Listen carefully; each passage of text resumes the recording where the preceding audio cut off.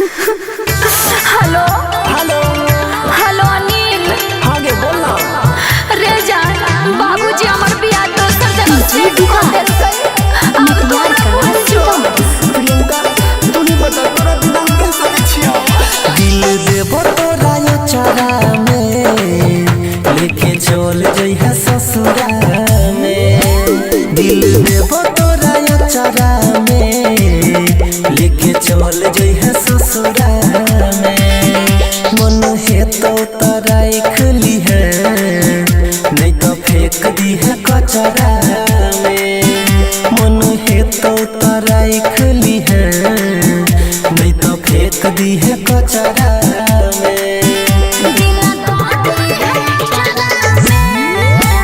लेके चला जाए ससुरा में। दिल लेके चला जाए ससुरा में।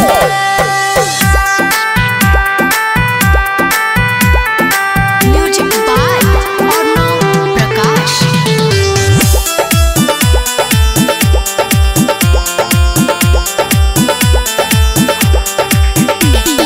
बिना तोरा जान गे हम नहीं रहबो। तोहर जुदाई के ना हम सहबो। तू ही जबो जे छजन हमरा से दूर गे दिलवा के बतिया हम के करा से कहबो। अरे मजबूरी हो गए। हम हो तोरा बिना बना जाबा जिंदा लाश रे। तोरा से दूर होके रहबो निराश रे। अखियां के लोर दिन रात रोज बहताई। दिल से रहताई तोरे तलाश रे। सही कहली नहीं रही मोरा पतारा में कि जान चल जइहे ससुरा में। दिल देबो तोरा यो चारा में लेके चल जइहे ससुरा में। दिल चरा में लेके चला जाए ससुरा में।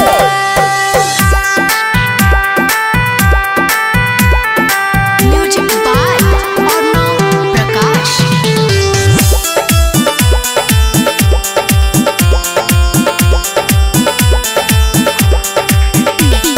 राकेश के नाम के सिनुरा लगे बही। अनिल के जिंदगी में कहियो नहीं बही। मंगिया में तोरा पैर जे तो सिनुरा हमरा तो जान के बड़ी तरफ बही। अरे सुन रे बात तो सुन। हम हो मजबूर छी अब तू हो मजबूर रे। अगला जन्म में फेरू मिलबो जरूर रे। हमर कसूर नहीं छै तोहर कसूर रे। पापा के पगड़ी कर देलकै मजबूर रे। समझ के तोरा तो कबो नहीं जाता में जान चल जइहे ससुरा में। दिल देबो